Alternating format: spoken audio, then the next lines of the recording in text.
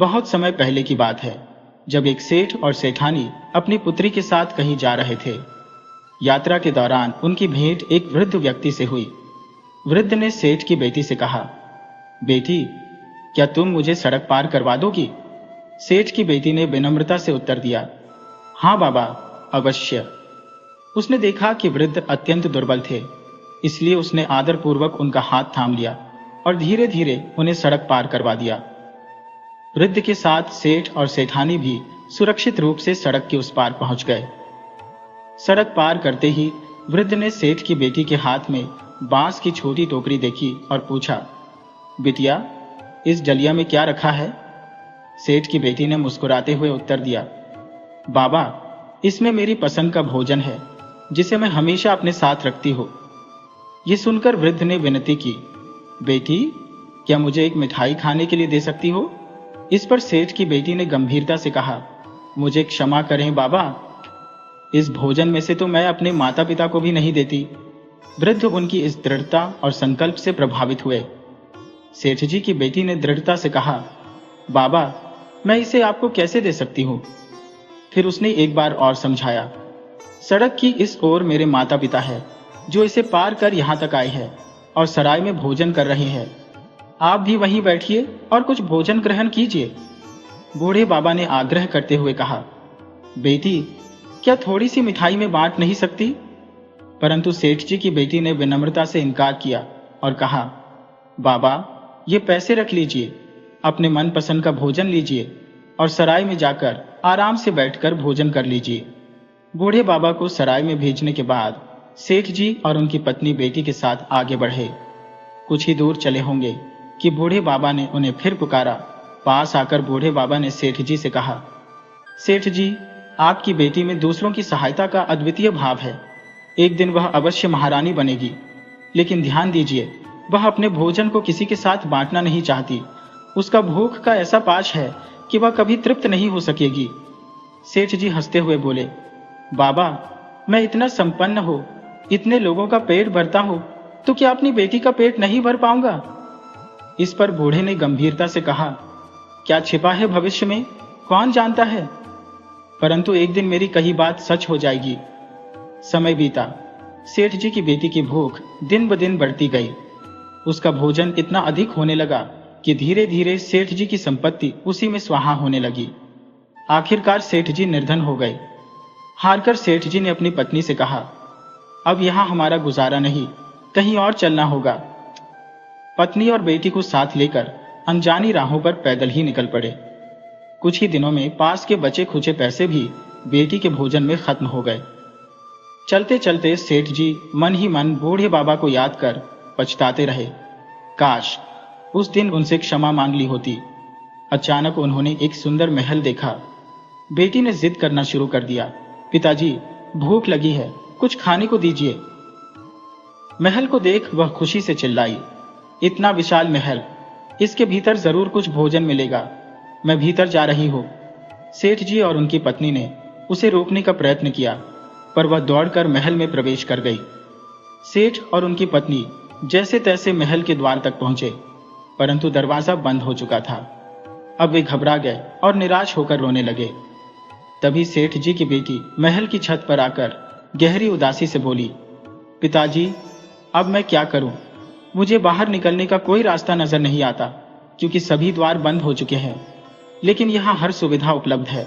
यह सुनकर सेठ जी ने कहा, बेटी, हम यही तुम्हारा इंतजार करेंगे। और वह और उनकी पत्नी दरवाजे पर बैठ गए। अगले दिन बेटी ने ऊपर से पुकार कर कहा, पिताजी, यह महल तो अत्यंत रहस्यमयी और सुंदर प्रतीत होता है। शायद इसी महल के श्राप से मुझे मुक्ति मिली है, क्योंकि कल मैंने थोड़ा सा ही खाया और मेरी भूख मिट गई थी, वरना मेरी भूख कभी शांत नहीं होती थी। लगता है कि यह महल मेरे भाग्य में रानी बनने के लिए ही लिखा था। आप लोग जाइए, पिताजी, अपना ध्यान रखिए। सेठ जी ने उसकी बात सुनी और बोले, बेटी, तुम ठीक कह रही हो, मैं जा रहा हूं, लेकिन जल्दी ही लौटूंगा। कहकर सेठ जी और उनकी पत्नी वहां से चले गए। वे अपने नगर लौटे और बची हुई थोड़ी बहुत पूंजी से पुनः अपना व्यवसाय खड़ा किया। उनकी बेटी के पास मिट्टी के बने सुंदर गुड्डे गुड़िया का एक जोड़ा था। जिसे सेठानी ने कभी भी बेचना नहीं चाहा। यहाँ तक कि कठिन परिस्थितियों में भी उन्होंने उसे अपनी बेटी की निशानी के रूप में संभाल कर रखा। उधर महल में उनकी बेटी ने हर ओर का अवलोकन करना शुरू कर दिया। वहां हर प्रकार की सुविधा मानो जादुई ढंग से विद्यमान थी। महल के बीचों बीच एक सुंदर तालाब था। थकान मिटाने के लिए उसने उसमें स्नान किया और महल में घूमने लगी। एक कक्ष में पहुंचते ही उसने देखा कि एक आकर्षक राजकुमार बिस्तर पर पड़ा था, जिसके शरीर पर कई सुइयां चुभी हुई थी। उसके हृदय में अजीब सा भाव उत्पन्न हुआ। उसने पास में रखी चांदी की कटोरी उठाई और प्रतिदिन उस राजकुमार के शरीर से सुइयां निकालने लगी। महल में उनके सिवा कोई और न था, लेकिन वहां हर प्रकार की आवश्यक वस्तु प्रचुर मात्रा में उपलब्ध थी। जब उसे भूख लगती तो वह रसोई में जाकर अपनी इच्छानुसार भोजन बना लेती, क्योंकि वहां अन्न की कोई कमी न थी। एक विशाल कक्ष में विभिन्न प्रकार के वस्त्र और आभूषण भरे हुए थे। वह अपनी पसंद के वस्त्र पहनती और गहनों से सुसज्जित होती। यहाँ तक कि उसे यह समझ नहीं आता था कि यह सब कैसे संभव है, परंतु इस जादुई महल ने उसकी हर आवश्यकताओं को पूरा कर रखा था। कलावती अपनी इच्छा के अनुसार महल के हर वस्त्र और आभूषणों का उपयोग करती, फिर मनोयोग से राजकुमार के शरीर से हर सुई को निकालने के कार्य में जुट जाती। 3 महीने बीतते बीतते उसे राजकुमार के प्रति गहन स्नेह उत्पन्न हो गया। वह पूरी लगन के साथ राजकुमार के शरीर से सुइयां निकालती रही और इस तरह करते करते 2 वर्ष बीत गए। इस अवधि में उसने राजकुमार के शरीर से अधिकांश सुइयां निकाल दी। अब बस उसकी गर्दन और चेहरे पर कुछ ही सुइयां शेष थी। इस बीच कलावती के पिता फिर से अपने पुराने व्यवसाय में जुट गए और दिन रात कड़ी मेहनत से उनका व्यापार पहले से कहीं अधिक फलने फूलने लगा। सेठ जी अब फिर से संपन्न हो गए थे। उन्होंने अपनी बेटी कलावती को खोजने का अथक प्रयास किया, किंतु जिस रहस्यमयी महल में उन्होंने उसे छोड़ा था, वह स्थान अब कहीं दिखाई नहीं देता था। महल में कैद रहकर कलावती मनुष्यों के साथ संपर्क के लिए तरसने लगी।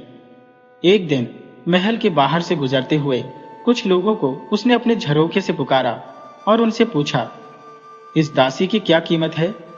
जवाब में विक्रेता ने कहा, महारानी, आपकी इच्छा के अनुसार दे दीजिए। कलावती भीतर जाकर ढेरों आभूषण नीचे फेंक देती है और पूछती है, परंतु यह ऊपर कैसे आएगी? उस लड़की ने सुझाव दिया, आप झरोखे के कुंदे से एक रस्सी बांध दें, मैं उस पर चढ़कर ऊपर आ जाऊंगी। कलावती ने वैसा ही किया और कुछ ही समय में वह लड़की, जिसका नाम शकुंतला था, झरोखे के माध्यम से महल में प्रवेश कर गई। शकुंतला के आने से कलावती को साथ मिल गया और उसका मन भी कुछ बहलने लगा, किंतु अपने हृदय में राजकुमार के प्रति गहरी आसक्ति के कारण उसने शकुंतला को राजकुमार के कक्ष के निकट भी नहीं जाने दिया। वह नहीं चाहती थी कि उसके अलावा कोई और उसकी प्रियतम छवि को देखे। महल में कार्यों की अधिकता नहीं थी, क्योंकि हर सुबह जब कलावती उठती तो महल पूरी तरह स्वच्छ और व्यवस्थित मिलता। शकुंतला भी इस रहस्यमयी स्थान में प्रसन्न थी और कलावती को अपनी मालकिन मानकर उसकी हर आज्ञा का पालन करती। दोनों साथ मिलकर भोजन करती और बाकी कार्यों को निपटाती, किंतु कलावती शीघ्र ही सारे कार्य समाप्त कर अपने कक्ष में स्वयं को एकांत में बंद कर लेती और बहुत ही कम बातों में शकुंतला के साथ संवाद करती थी। शकुंतला के मन में धीरे धीरे संदेह उत्पन्न होने लगा कि ऐसा क्या है जो मालकिन उससे छुपा रही है। इसी असमंजस में 3 महीने और बीत गए। शकुंतला के महल में आने के कुछ समय बाद कलावती ने राजकुमार के चेहरे से भी सारी सुइयां निकाल दी। अब केवल उसकी पलकों पर ही कुछ सुइयां शेष थी। एक सुबह जब कलावती की आंखें खुली तो उसने सोचा कि वह नहा धोकर और सज संवर कर राजकुमार की पलकों पर से अंतिम सुइयां भी निकाल देगी, ताकि जिस प्रकार वह राजकुमार की सुंदरता पर मोहित हुई है, उसी प्रकार राजकुमार भी उसकी सुंदरता पर मोहित हो जाए। कलावती महल के आंगन में स्थित तालाब की ओर स्नान के लिए चली गई। शकुंतला ने उसे चंदन का उबटन लेकर जाते हुए देखा तो उसके चेहरे पर एक मुस्कान आई। उसने मजाक में कहा, आज दीदी किसी खास के लिए सज संवर रही है क्या? लगता है किसी से प्रेम हो गया है। शकुंतला की बात सुनकर कलावती के गाल शर्म से लाल हो गए और उसने मुस्कुराते हुए कहा, ऐसी कोई बात नहीं है, बस यूं ही चंदन के उपटन से स्नान का मन हो गया। कलावती ने राजकुमार के कमरे में किसी को प्रवेश की अनुमति नहीं दी थी, सिवाय उसके। शकुंतला को पूरे महल में स्वतंत्रता थी, परंतु उस कमरे में जाने पर पाबंदी थी, जिससे उसकी जिज्ञासा और भी बढ़ गई थी। आखिर उस कमरे में ऐसा क्या था? कलावती नहाकर गहनों और वस्त्रों से सजी धजी आईने के सामने तैयार हो रही थी। यह देख शकुंतला को मौका मिल गया। वह चुपके से उस कमरे की ओर बढ़ी और दरवाजा खोलकर अंदर प्रवेश कर गई। वहां उसने राजकुमार को बेहोश अवस्था में बिस्तर पर देखा। इस दृश्य ने उसे मंत्रमुग्ध कर दिया। कमरे के एक कोने में रखी चांदी की कटोरियों में भरी सुइयों को देख वह समझ गई कि कलावती इस कमरे में क्या करती थी। झटपट उसने राजकुमार की पलकों पर से सुइयां निकाल दी। जैसे ही आखिरी सुई हटाई, राजकुमार ने अपनी आंखें खोली। उसने पहली नजर में ही शकुंतला को देखा और उसके हाथों को थाम लिया। फिर भाव विह्वल होकर बोला, मेरी प्राणदाता, वर्षों से मैं तुम्हारे ही इंतजार में था। तुमने मुझे इस श्राप से मुक्ति दिलाई। मैं उस युवती से विवाह करूंगा जिसने मुझे इस कैद से मुक्त किया है। क्या तुम मुझसे विवाह के लिए तैयार हो? जैसे ही राजकुमार ने शकुंतला का हाथ थामा, उसी पल कलावती भी दरवाजे पर आ खड़ी हुई। उसकी आंखों में अव्यक्त भाव उमड़ रहे थे। राजकुमार के सम्मुख शकुंतला का यह भव्य रूप देखकर वह चकित रह गए। उन्होंने पूछा, यह लड़की कौन है? तब शकुंतला ने अपने मन में उपजी लालसा के वशीभूत होकर उत्तर दिया, यह मेरी दासी है। मुझे अकेले यहां मन नहीं लग रहा था, अतः इसे अपने साथ रख लिया। राजकुमार ने कुछ क्षण उसे देखा और कहा, परंतु यह तो बिल्कुल महारानी जैसी सजी हुई है, जबकि तुमने स्वयं को दासी जैसा सादा रखा है। इस पर शकुंतला मुस्कुराई और बोली, आपको देखकर मेरे हृदय में तुरंत प्रेम का संचार हुआ।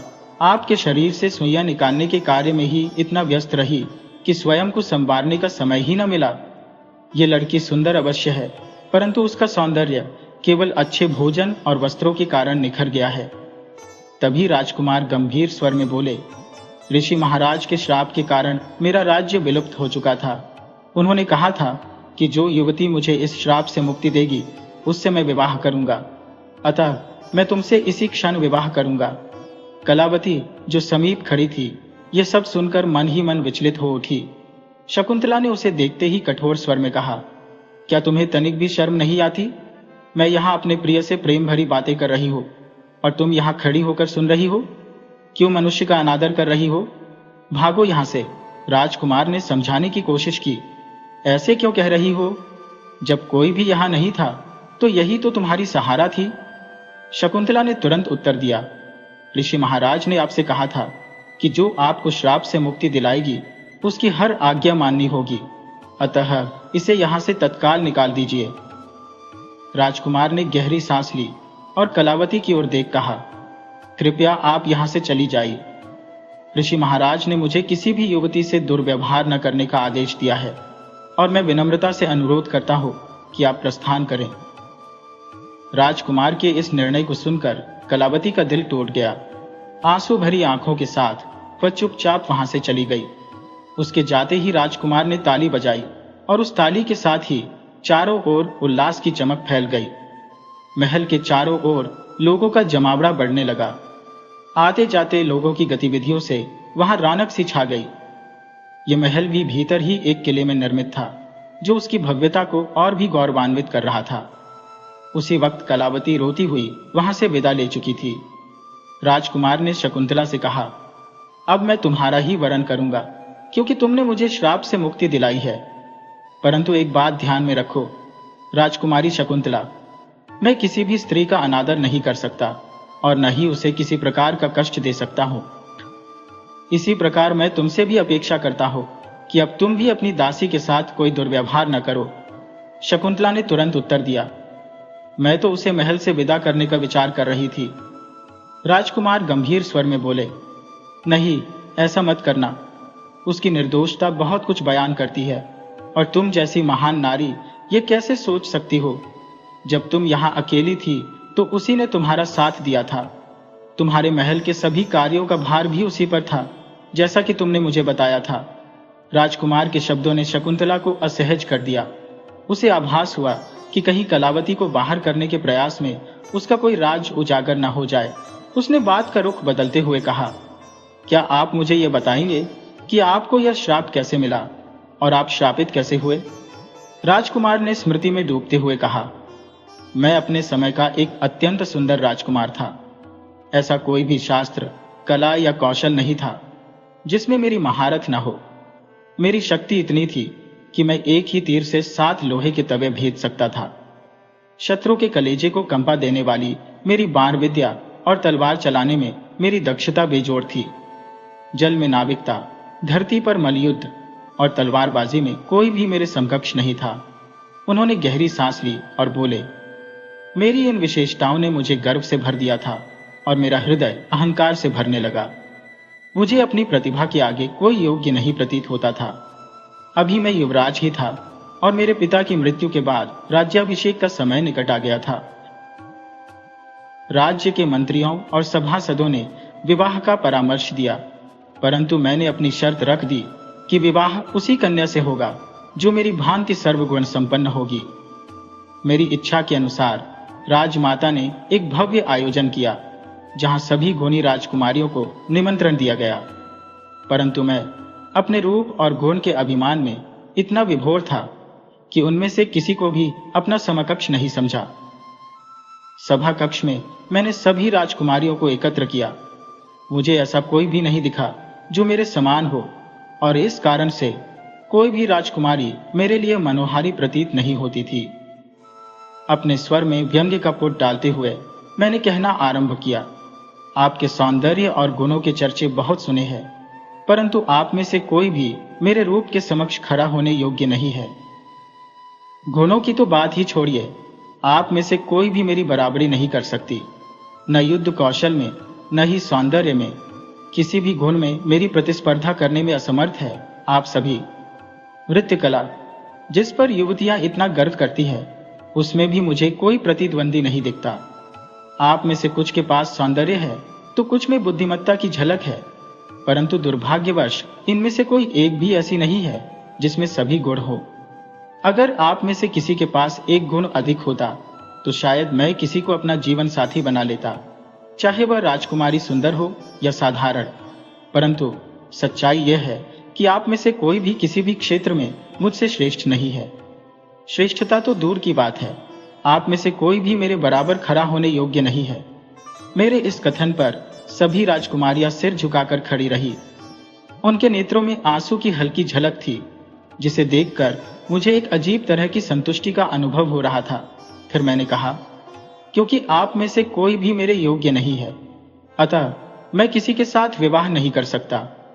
लेकिन आप सभी मेरे अतिथि हैं, इसलिए मैंने आपके लिए विशेष उपहारों की व्यवस्था की है, क्योंकि हमारे राज्य की परंपरा है कि जो भी हमारे यहाँ आता है उसे बहुमूल्य उपहार देकर विदा किया जाता है। कृपया मेरे पास आकर उपहार ग्रहण करें और अपने राज्य लौट जाएं, क्योंकि मैं आप सभी को सम्मान पूर्वक विदा करना चाहता हूं। मेरे तीखे शब्दों को सुनकर राजकुमारियां एक एक करके वहां से जाने लगी। पहली राजकुमारी जब मेरे पास से गुजरी, मैंने उसे कठोर दृष्टि से देखा, जिससे वह भयभीत हो गई और जल्दी से मुझसे उपहार लेकर चली गई।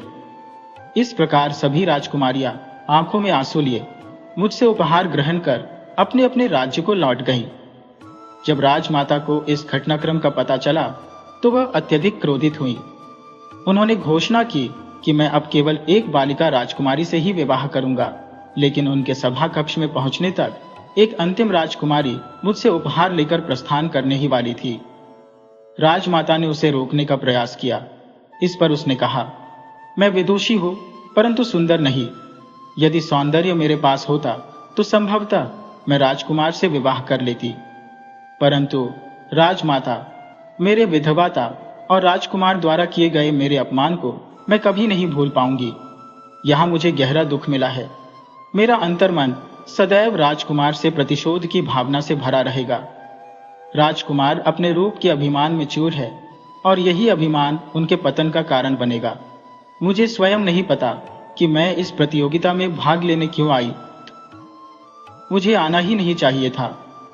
उसकी आंखों में आंसू छलक रहे थे।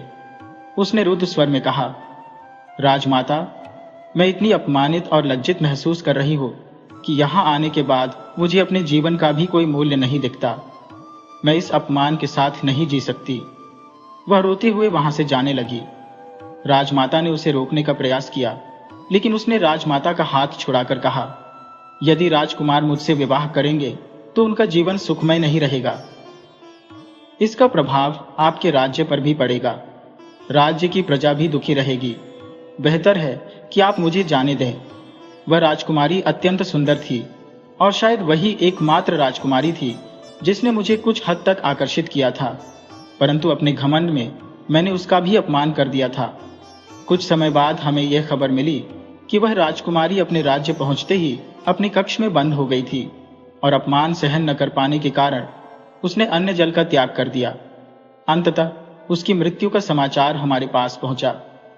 जब यह समाचार राजमाता को मिला तो वे गहरे शोक में डूब गई। उन्होंने मुझसे कहा, मानती हूं कि वह राजकुमारी उतनी सुंदर नहीं थी, परंतु तुम्हारी कसौटी पर केवल वही खरी उतरी थी।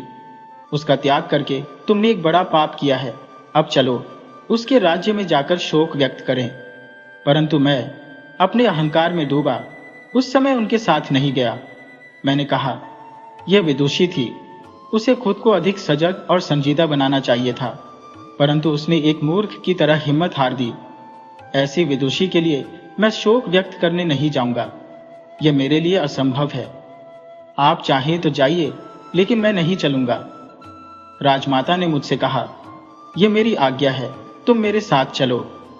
मैंने जवाब दिया, माना कि मैं आपके साथ चल सकता हूं, परंतु जब तक मैं राजा नहीं बन सकता, जब तक मेरी शादी नहीं होती, तब तक राजगद्दी पर आप ही बैठेंगी।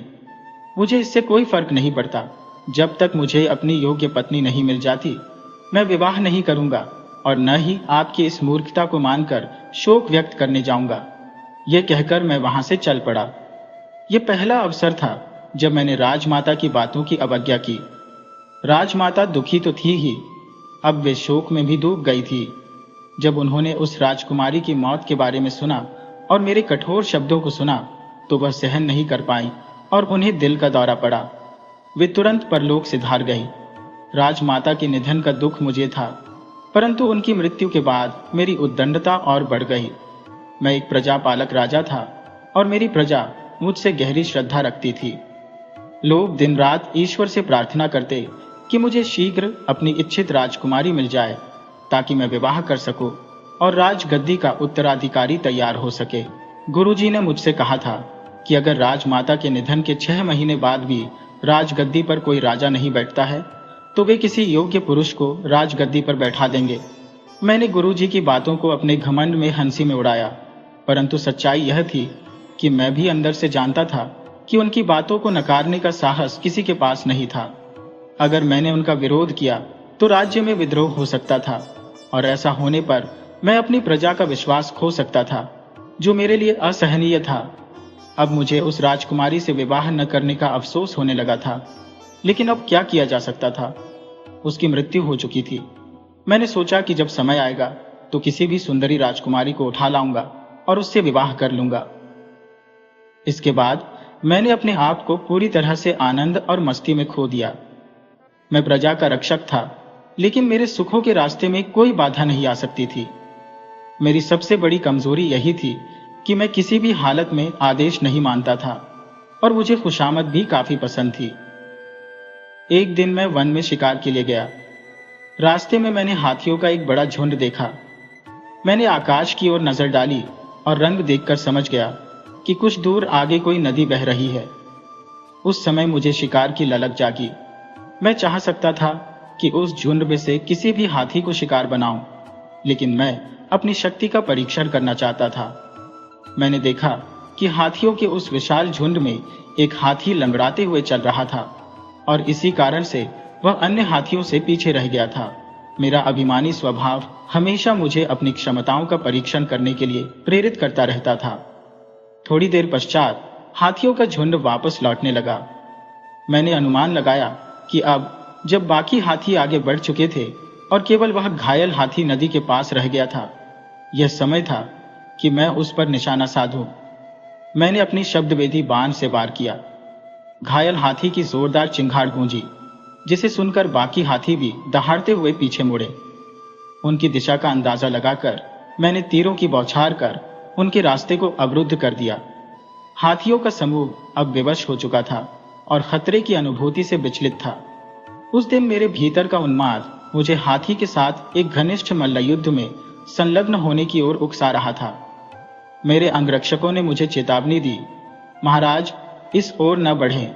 हाथी अपने साथी के लिए प्राणों का उत्सर्ग कर देते हैं। झुंड से टकराना खतरनाक है। मैंने मुस्कुराते हुए उत्तर दिया, मैं तो निहत्था ही इन हाथियों का सामना कर लूंगा। क्या तुम लोग एक झुंड के हाथियों से भी नहीं लड़ सकते? सैनिकों ने हामी भरी और वे मेरी ओर से आगे बढ़े। हाथियों का झुंड खतरे की छाया को समझ चुका था और उन्होंने अपने घायल साथी को अकेला छोड़कर पलायन करना उचित समझा। घायल हाथी की करुण चीख फिर से सुनाई दी और मैंने उसे देखने का निश्चय किया। जैसे ही मैंने अपना धनुष तानने का प्रयास किया, मुझे चूड़ियों की खनक सुनाई दी और मेरे हाथ स्वतः ही रुक गए। पहले मुझे लगा कि यह मात्र भ्रम है, लेकिन अपने लक्ष्य की ओर बढ़ना आवश्यक था, इसलिए मैंने अपने घोड़े को उसी दिशा में दौड़ा दिया। नदी के किनारे पहुंचते ही मैंने देखा कि एक वन कन्या उस हाथी का तीर निकालने का प्रयास कर रही थी और उसके घाव पर किसी औषधि का लेप लगा रही थी। मैंने दृष्टि घुमाई तो पास के पत्थर पर पीसी हुई कुछ जड़ी बूटियां देखी, जिन्हें वह घायल हाथी पर मल रही थी। मुझे देखते ही उस वन कन्या ने भांप लिया कि यह तीर मैंने ही चलाया था। मेरी राजसी पोशाक देखकर वह समझ गई कि मैं कोई राजकुमार हूं।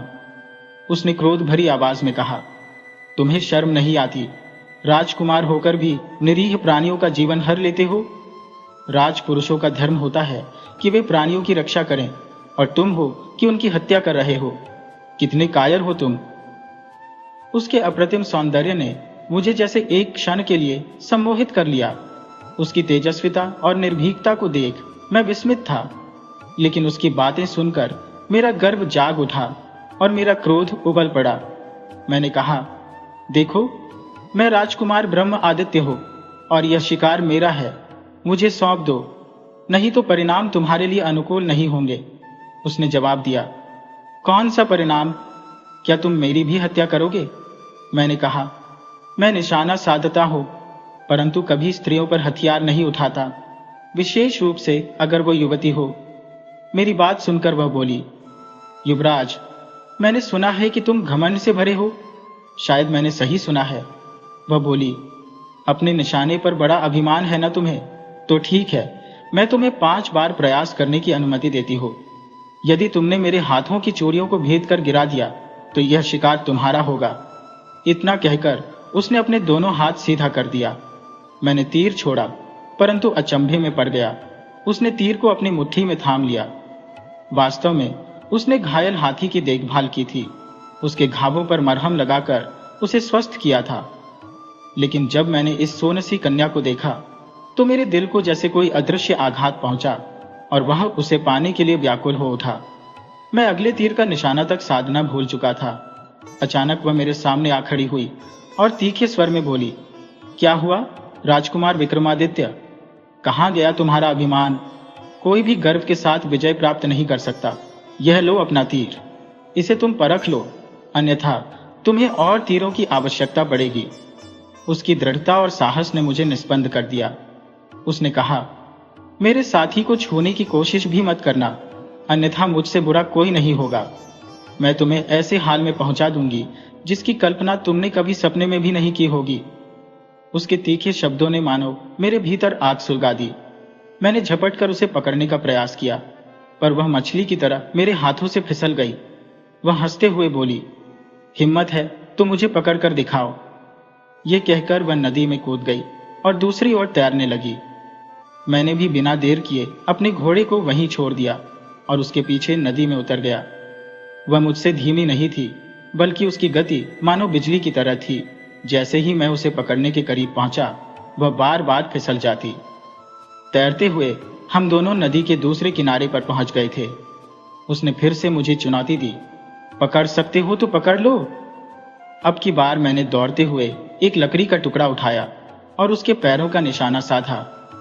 उसने मेरी योजना भांप ली और तेजी से अपनी दिशा बदल ली, जिससे वह लकड़ी का टुकड़ा उसके बगल से गुजर गया।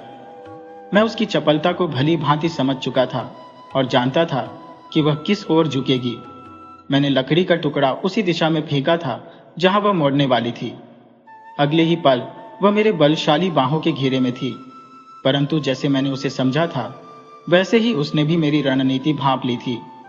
जैसे ही वह मेरी गिरफ्त में आई, उसने मुझे झटका दिया और फिर एक पल में जंगल में ओझल हो गई। मैं मुस्कुराकर उसकी दिशा में देखता रह गया और वही मैंने निर्णय लिया कि यही युवती मेरे दिल की धड़कन है। जब मैं अपने राजमहल वापस लौटा तो देखा कि राजपुरोहित ने सभा का आयोजन कर रखा था। मैंने चकित होकर पूछा, मेरे बिना यह सभा कैसे आयोजित की गई? राजपुरोहित जी ने आगे बढ़कर कहा, राजमाता के निधन को 4 माह बीत चुके हैं। यदि अगले 2 माह में आपने विवाह नहीं किया तो राज्य सिंहासन रिक्त नहीं रह सकता। किसी उपयुक्त व्यक्ति का चयन अनिवार्य होगा और इसी कारण यह सभा बुलाई गई है। मैंने आश्वस्त करते हुए कहा, अब चिंता करने की कोई आवश्यकता नहीं है। मैंने योग्यतम कन्या को खोज लिया है, शीघ्र ही मैं उससे विवाह कर लूंगा। अतः राज्य को सिंहासन के विषय में चिंतित होने की आवश्यकता नहीं है। मेरी यह बात पूरे राज्य में जंगल की आग की तरह फैल गई। जनता खुशी से झूम उठी। मैंने अपने गुप्तचरों को उस विलक्षण युवती का पता लगाने की जिम्मेदारी सौंप दी। सप्ताह भी नहीं बीता था कि मुझे उसकी खबर मिल गई। आत्मविश्वास से भरकर मैं उसे पाने के लिए चल पड़ा। अपने विशाल लाभ लश्कर के साथ मैं जंगल में पहुंचा, जहां वह हाथी भी दिखाई दिया जो पहले घायल था, परंतु अब उसमें न कोई थकान के चिन्ह थे, न मेरे दिए गए घाव का कोई असर। उसके घाव पूरी तरह भर चुके थे। मैं उस युवती के उपचार कौशल का कायल हो चुका था और मेरा हृदय उसकी प्रशंसा में डूब गया था। पहली बार किसी स्त्री के प्रति ऐसा आकर्षण जागा था। नहीं तो महिलाओं को मैं हमेशा एक खिलौने से अधिक नहीं समझता था। महल में मेरे लिए सभी ऐश्वर्य उपलब्ध थे और मैं उन सभी का आनंद उठाता था, परंतु मैं अपनी प्रजा से भी भरपूर प्रेम करता था।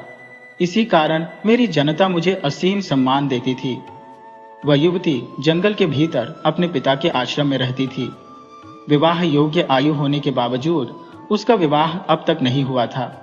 उसके पिता उस घने जंगल में एक गुरुकुल का संचालन करते थे। उनकी ख्याति दूर दूर तक फैली नहीं थी, बल्कि मैंने तो उनके नाम तक नहीं सुना था। परंतु जब मैं उनसे मिला तो उनकी विद्वत्ता के सामने नतमस्तक हो गया। मैंने उन्हें अपना परिचय दिया और उनकी पुत्री का हाथ मांगा। मेरे प्रस्ताव से वे प्रसन्न हो गए और बोले, युवराज, आपने मेरी एक बड़ी समस्या का समाधान कर दिया। मेरी पुत्री विवाह योग्य है, पर वह अति गुणी है। मैंने आसपास के सभी गुरुकुलों में जाकर योग्य वर की तलाश की, परंतु मुझे कोई भी उसके योग्य नहीं लगा। आपके प्रस्ताव से मुझे अत्यंत आनंद हुआ है। आपकी कृपा से मैं अपनी पुत्री का कन्यादान कर सकूंगा और अपने जीवन का यह ऋण चुकता कर सकूंगा। अब मैं अपने पूर्वजों से आंख मिलाकर मिल सकूंगा। उसी समय वह ऋषि कन्या आश्रम में आई और उसके पिता ने उसे मेरे प्रस्ताव के विषय में बताया। उसने सुनते ही कहा, यह असंभव है पिताजी, मैं इनसे विवाह नहीं कर सकती क्योंकि ये मेरे योग्य नहीं है। ऋषि ने आश्चर्य से पूछा, ये तुम कैसी बातें कर रही हो बेटी? युवराज कैसे तुम्हारे योग्य नहीं है? तब कन्या ने उत्तर दिया, पिताजी, आपको याद होगा कि इन्होंने अपने विवाह हेतु एक प्रतियोगिता का आयोजन किया था, जिसमें इन्होंने घोषणा की थी कि वह केवल उसी राजकुमारी से विवाह करेंगे जो समस्त गुणों में उनकी बराबरी कर सके। मेरी मित्र सुकन्या भी उस प्रतियोगिता में गई थी। वहां पर भी कहा गया कि कोई भी राजकुमारी इनकी बराबरी नहीं कर सकती, परंतु सच्चाई यह है कि सुकन्या वास्तव में गुणों में इनसे कम नहीं थी। बस इनका अहंकार इस सच्चाई को स्वीकार नहीं कर सका। यदि इनके हृदय में स्वीकार्यता होती तो बात अलग होती। उन्होंने आगे कहा, सुकन्या गुणों में इतनी निकट थी, परंतु रूप के मामले में राजकुमार के समकक्ष ठहरने में असमर्थ थी। इसीलिए सुकन्या से विवाह की संभावना तो दूर, ये सोचने योग्य भी नहीं था। माना कि सुकन्या अप्रतिम सुंदरता की धनी नहीं थी, किंतु उसमें एक आकर्षण अवश्य था। परंतु राजकुमार के कठोर वचन उसके जीवन का अंत साबित हुए। जी, किसी भी युवती के प्रति ऐसी निंदा उसे भीतर तक तोड़ देती है, और यही सुकन्या के साथ हुआ। मैं अपनी सखी के हत्यारे के साथ विवाह कैसे कर सकती हूँ? ऐसा किसी भी शर्त पर असंभव है। मैंने कहा था कि तुम मुझसे विवाह करने का अधिकार खो चुके हो, क्योंकि तुम्हारी इच्छा के विरुद्ध मेरे पास आने का यह परिणाम मुझे अस्वीकार्य है। राजकुमार ने प्रत्युत्तर में कहा, एक स्त्री केवल अपने पति, प्रेमी या मंगेतर के प्रति ही इस प्रकार का अधिकार जताती है। यदि वह विवाह न करे तो वह आजीवन कुमारी रह सकती है। क्या तुम इसे समझती हो? मेरी बातों से यह मेरा अंतिम प्रयास था, क्योंकि मुझे शीघ्र ही विवाह करना आवश्यक था, अन्यथा राजपुरोहित किसी अन्य योग्य पुरुष को राज्य का अधिकार दे सकते थे। मैं जानता था कि राज्य के प्रति राजपुरोहित का निष्ठा संकल्प अडिग था और उस पर संदेह करना अनुचित था। इसी कारण मैं उनसे भयभीत रहता था। राजगद्दी के लिए षड्यंत्र शुरू हो चुके थे। वहीं दूसरी ओर ऋषि कन्या ने स्पष्ट कहा, नहीं, मैं स्वेच्छा से तुम्हारी बाहों में नहीं आई थी, क्योंकि एक सर्वगुण संपन्न व्यक्ति को हर किसी की कामना होती है। जब मेरी सखी बीमार हुई तो मैं उससे मिलने गई थी। वह तुम्हारी निंदा सुनकर व्यथित थी और उसकी जीवन इच्छा समाप्त हो चुकी थी। तुम्हारे दोषों की जानकारी से मेरे भीतर भी खींच उत्पन्न हुई और मैंने तुम्हें पा लिया, किंतु मैं अपनी सखी के हत्यारे से विवाह नहीं कर सकती। उसके पिता ने कहा, पुत्री, विवाह तो तुम्हें करना ही होगा। यत् तुमने अपनी इच्छा से राजकुमार को वर चुना है और उसकी बाहों में प्रवेश किया है। उस ऋषि कन्या ने मेरे साथ विवाह का प्रस्ताव पूर्णतः अस्वीकार कर दिया था।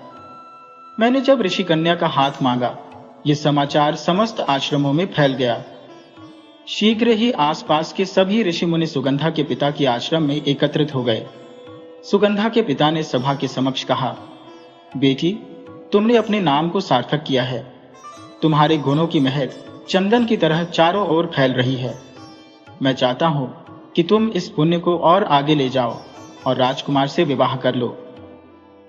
तब सुगंधा ने कहा, पिताजी, यदि आप मेरे लिए राजकुमार से विवाह की यह कठोर सजा निश्चित कर रहे हैं तो मुझे इसे स्वीकारना होगा, परंतु मैं उन्हें अपने जीवन साथी के रूप में कभी भी नहीं अपना सकती, क्योंकि वे मेरी सखी के हत्यारे हैं। यह सुनते ही पिता ने कहा, बेटी, आश्रम की परंपरा के अनुसार तुम्हारा विवाह संपन्न हो चुका है। राजकुमार ने यह सिद्ध किया कि तुम उनकी बाहों में आई थी, जो गंधर्व विवाह का प्रतीक है। इस तरह से तुम्हारा विवाह राजकुमार से मान्य हो चुका है। सुगंधा ने पुनः कहा, पिताजी, भले ही आपकी दृष्टि में मेरा विवाह राजकुमार से हो चुका हो, परंतु क्या राजकुमार के अनुसार भी यह विवाह स्वीकार्य है? उनसे पूछिए कि उनके राज्य में ऐसा विवाह मान्य होता है क्या? सुगंधा ने आगे जोड़ा, हमारा विवाह इस वन प्रदेश में हुआ है, जो किसी भी राज्य के अंतर्गत नहीं आता। यदि यह विवाह उनके राज्य में मान्य होता तो फिर उन्हें भी इसे स्वीकार करना पड़ता। सुगंधा ने राजकुमार से प्रश्न किया, क्या आपके राज्य में गंधर्व विवाह मान्य है? राजकुमार ने तुरंत उत्तर दिया, नहीं, मेरे राज्य में यह विवाह मान्यता नहीं रखता। सुगंधा ने अपने पिता की ओर देखते हुए कहा, देखा पिताजी, इनके यहां तो यह विवाह मान्य ही नहीं है, तो फिर मैं इन्हें अपना पति कैसे मान लूं? राजकुमार ने कहा, मैं तुमसे यहीं और इसी समय विवाह करने के लिए तत्पर हूं। फिर भी सुगंधा ने विवाह के लिए सहमति नहीं जताई। तब उसके पिता ने स्पष्ट शब्दों में कहा, बेटी, अब तुम्हें दो ही विकल्प है, या तो राजकुमार से विवाह कर लो या फिर इस आश्रम को त्याग कर चली जाओ, क्योंकि तुम्हारी उद्दंडता का यही उचित परिणाम है। सुगंधा ने अपने पिता की आज्ञा को मानकर प्रणाम किया और आश्रम छोड़ दिया। इस घटना की खबर राज्य में जंगल की आग की तरह फैल गई कि मैंने एक ऋषिकन्या से विवाह कर लिया। इस अफवाह को फैलाने में उन राजपुरुषों का हाथ था जो मेरी राजगद्दी को हड़पना चाहते थे। तब राजगुरु ने मुझे बुलाया और सख्त लहजे में कहा, जो भी करना हो उस कन्या को अपनी पत्नी के रूप में जनता के समक्ष प्रस्तुत करो, अन्यथा तुम्हारी राजगद्दी सुरक्षित नहीं रह पाएगी। मैंने सुगंधा की खोज में निकलने का निश्चय किया। 3 दिन के अथक परिश्रम के बाद मुझे वह एक छोटे से कुटिया में अकेली मिली, जहां उसके चारों ओर कई जंगली जानवर शांतिपूर्वक उसकी रक्षा करते हुए बैठे थे। अद्भुत दृश्य था। मैं उसके चेहरे पर उस समय भी वही तेज देख रहा था। अपने सैनिकों के साथ मैंने उसे घेर लिया और उसे मेरे साथ चलने के लिए विवश कर दिया। नगरवासियों ने जब उसे मेरे साथ आते देखा तो खुशी से झूम उठे और मंगल गीत गाने लगे। मैंने उससे बलपूर्वक विवाह कर लिया। उसने एक गहरी रहस्यमयी मुस्कान के साथ मेरी ओर देखा। मैंने भी व्यंग्य से उसकी ओर दृष्टिपात किया। फिर उसका हाथ पकड़कर महल के झरोखे में प्रजा को दर्शन देने हेतु खड़ा हो गया। ऊपर लोग हर्षोल्लास से झूम रहे थे और सैनिक भी हमारे सम्मान में उत्सव मना रहे थे। सैनिक विभिन्न प्रकार से अपनी शक्तियों का प्रदर्शन कर रहे थे। उसी समय भालों से सुसज्जित सैनिकों का एक दल हमारे सम्मान में झुंड के रूप में आगे आया। मैं कुछ समझ पाता उससे पहले ही सुगंधा ने झरोखे से उन भालों की तरफ छलांग लगा दी जहां बालिकाएं सुरक्षित रूप से छिपी थी। उसके कूदते ही भालों के बीच फंसा उसका शरीर एक तीव्र चीख के साथ वातावरण में गूंज उठा। पिताजी उसे देख ही रहा था कि उसी क्षण उसके पिता वहां आ पहुंचे। उसकी बहन अब अंतिम सांसें गिन रही थी। पिता ने अपने कमंडल से जल उठाया और बोले, राजकुमार, मैंने अपनी पुत्री को हर गुण से संपन्न बनाया था। एक पुत्र से कहीं अधिक उसे स्नेह दिया, पर उसकी एक छोटी सी भूल पर भी उसका परित्याग करने में संकोच नहीं किया। किंतु तुमने उसके साथ जबरदस्ती की। किसी व्यक्ति पर बलात्कार करना महान पाप है और तुमने यही पाप मेरी बेटी के साथ किया। इसलिए मैं तुम्हें श्राप देता हूं कि जिस प्रकार आज मेरी पुत्री का शरीर विदीर्ण हुआ है, उसी प्रकार तुम्हारा भी शरीर किसी परछाई के समान लुप्त हो जाए। तुम्हारे राज्य की प्रजा ने एक निर्दोष पर अत्याचार किया, इसीलिए तुम्हारा समस्त राज्य भी दृष्टिपथ से गायब हो जाएगा। तुम अनगिनत वर्षों तक सोनिया की बेड़ियों में बंधे रहोगे। यह कहते हुए उन्होंने अपने हाथों का जल मेरे ऊपर छिड़क दिया। अगले ही क्षण मैं उनके चरणों में गिर पड़ा, अपने पापों की क्षमा याचना करने लगा, परंतु उन्होंने मेरी ओर तनिक भी ध्यान नहीं दिया। तब वे अपनी पुत्री की ओर मुड़े और बोले, माना कि तुम राजकुमार को दंडित करना चाहती थी पुत्री, किंतु मैंने तुम्हारी आंखों में राजकुमार के लिए गहरा स्नेह देखा है। यदि राजकुमार अपने अपराधों का प्रायश्चित करता तो तुम निश्चित ही उसे पति के रूप में स्वीकार करती। अतः राजकुमार को श्राप से तभी मुक्ति मिलेगी जब तुम अगले जन्म में इस शरीर से सभी सुइयों को निकाल दोगी। फिर मुझसे बोले, तुम्हारे शरीर से अंतिम सुई तब निकाली जाएगी जब तुम्हारे समक्ष कोई युवती प्रकट होगी और उसी क्षण तुम उसे वरण कर लेना। जैसे ही तुम उसका हाथ पकड़ विवाह का प्रस्ताव दोगे, तुम्हारा राज्य पुनः लौट आएगा। ये सुनकर कलावती दरवाजे के पीछे खड़ी होकर अश्रुपूरित नेत्रों से देख रही थी। उसने राजकुमार के समस्त शरीर से सोनिया को निकाल दिया था, परंतु उसके पास इसका कोई ठोस प्रमाण नहीं था। उसकी आंखों के समक्ष ही शकुंतला और राजकुमार का विवाह संपन्न हो चुका था। जब भी राजकुमार कलावती को निहारते, उसकी सुंदरता और सुघरता उन्हें मंत्रमुग्ध कर लेती। शकुंतला इस बात को भांप चुकी थी। राजकुमार ने उसे कड़े शब्दों में यह निर्देश दिया था कि वह किसी भी प्रकार से कलावती को महल से बाहर नहीं निकाल सकती। इसलिए शकुंतला ने उसे महल में रखा, लेकिन प्रताड़ित करने का कोई अवसर नहीं छोड़ा। कभी कभी तो वह कलावती को 3344 दिनों तक भोजन से वंचित रखती, परंतु कलावती पर इसका कोई प्रभाव नहीं पड़ता, बल्कि उसे यह देखकर विस्मय होता कि उसे भूख का एहसास क्यों नहीं होता। शकुंतला ने अपनी सभी दासियों को हटा दिया था और कलावती को दिन भर काम में उलझाए रखती। राजकुमार ये सब देखते रहे और धीरे धीरे उनके हृदय में कलावती के प्रति सहानुभूति उत्पन्न होने लगी थी। 2 माह बीत जाने पर राजकुमार ने एक दिन दोनों से कहा, मैं अब समस्त धरा पर देवों के दर्शन के लिए प्रस्थान करूंगा, क्योंकि गुरुदेव का कहना है कि मुझ पर जो शराब का हल्का प्रभाव है वह तभी समाप्त होगा जब मैं चारों धाम के देवताओं का दर्शन कर लूंगा। राजकुमार ने महल की सभी सेविकाओं और शकुंतला से पूछा, तुम लोगों के लिए कुछ लाने का मन है? सभी ने अपनी अपनी इच्छाएं बताई और कई वस्तुएं मंगवाई। उस समय कलावती चुपचाप एक कोने में खड़ी थी। राजकुमार उसके पास गए और पूछने लगे, तुमने अपनी कोई इच्छा नहीं बताई कलावती, क्या तुम्हें कुछ नहीं चाहिए? कलावती ने सिर झुकाकर उत्तर दिया, मुझे यहां सब कुछ मिल ही जाता है। मुझे वास्तव में कुछ नहीं चाहिए, लेकिन यदि आप मेरे लिए कुछ लाना चाहते हैं तो मेरे लिए एक सत्य बोलने वाली गुड़िया और एक गुड्डे का जोड़ा ले आइए। राजकुमार ने सहर्ष यह स्वीकार किया और यात्रा के लिए प्रस्थान कर गए। चारों धाम के इस धार्मिक और पवित्र अभियान में उन्होंने सर्वत्र आनंद की अनुभूति की।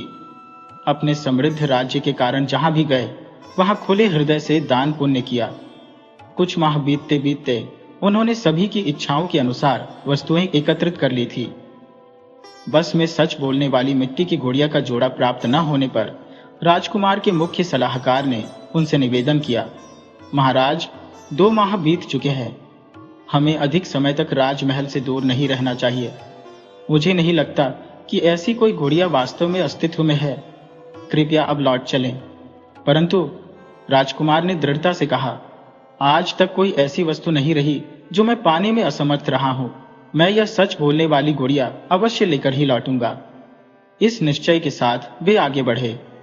कुछ दूरी पर उन्हें ज्ञात हुआ कि एक प्रतिष्ठित व्यापारी है जिसके पास अद्वितीय रेशमी कपड़ों का संग्रह है।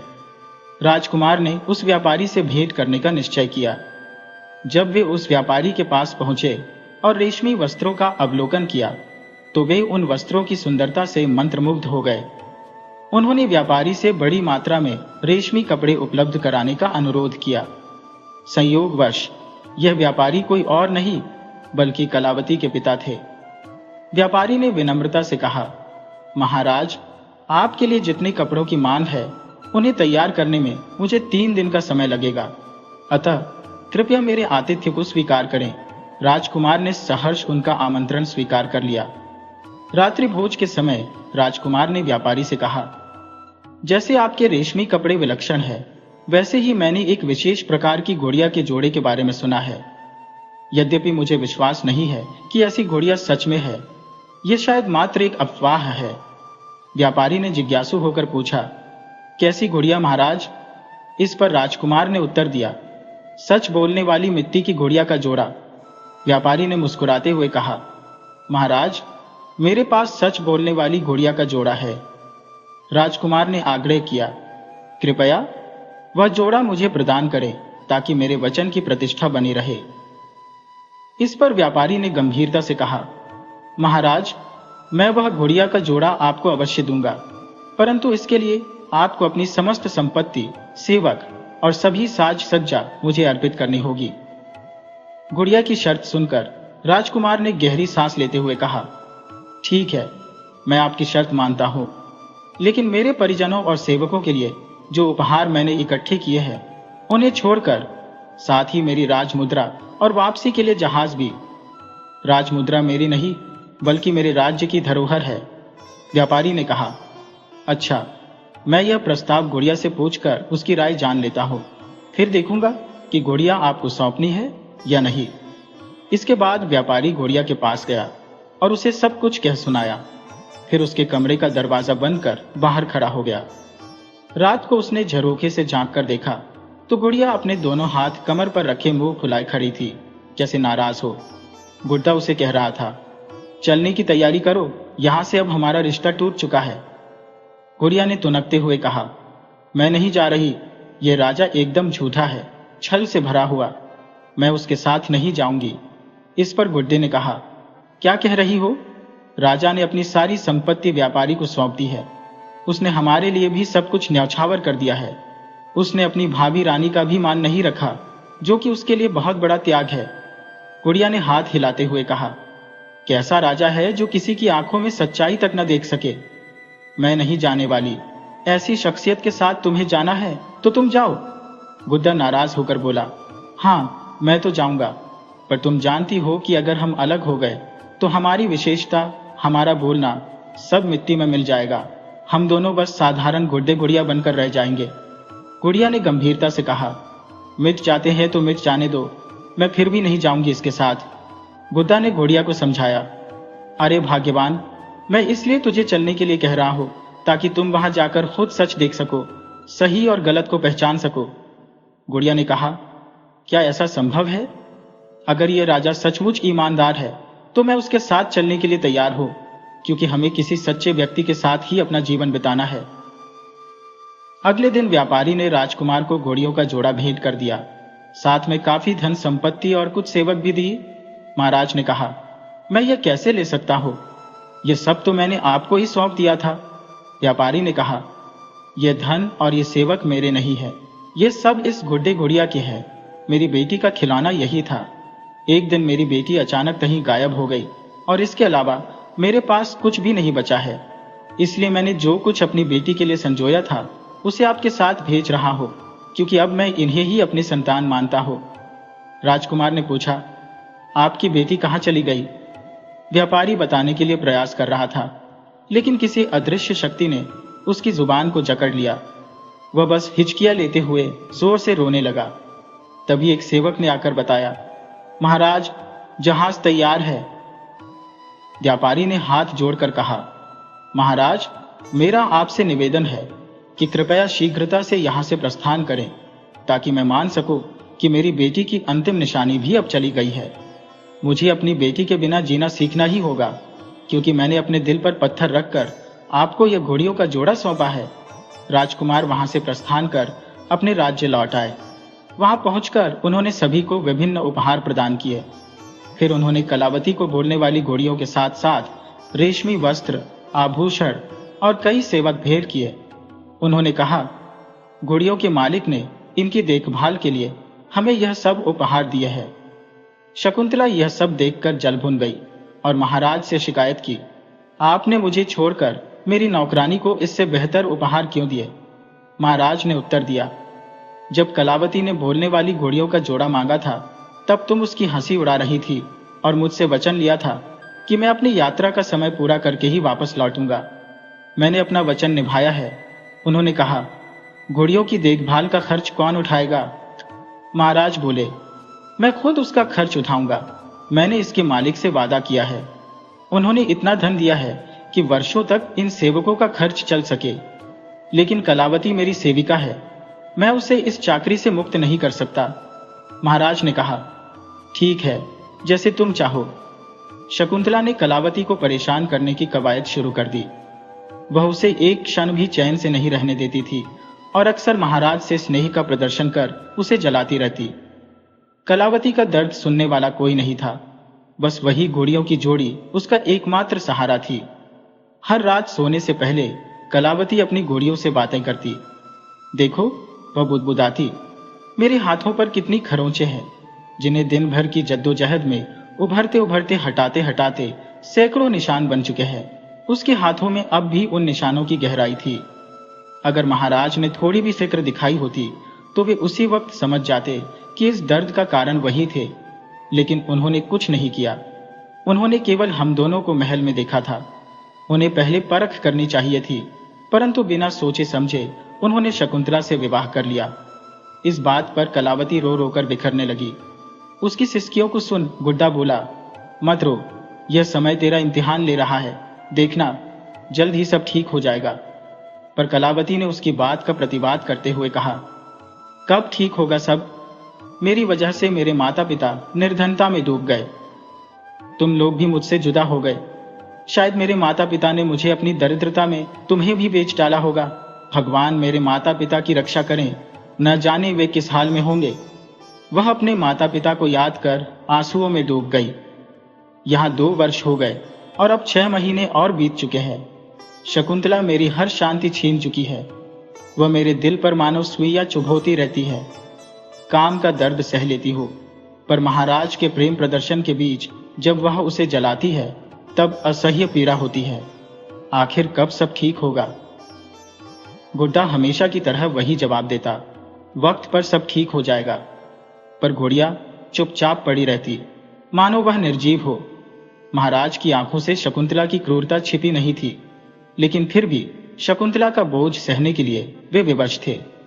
एक दिन शकुंतला ने काम में गलती पर कलावती को थप्पड़ जड़ दिया। कलावती आहत मन से अपने कक्ष में भाग गई। दरवाजा बंद कर फूट फूट कर गुड्डे गुड़िया के सामने रोने लगी।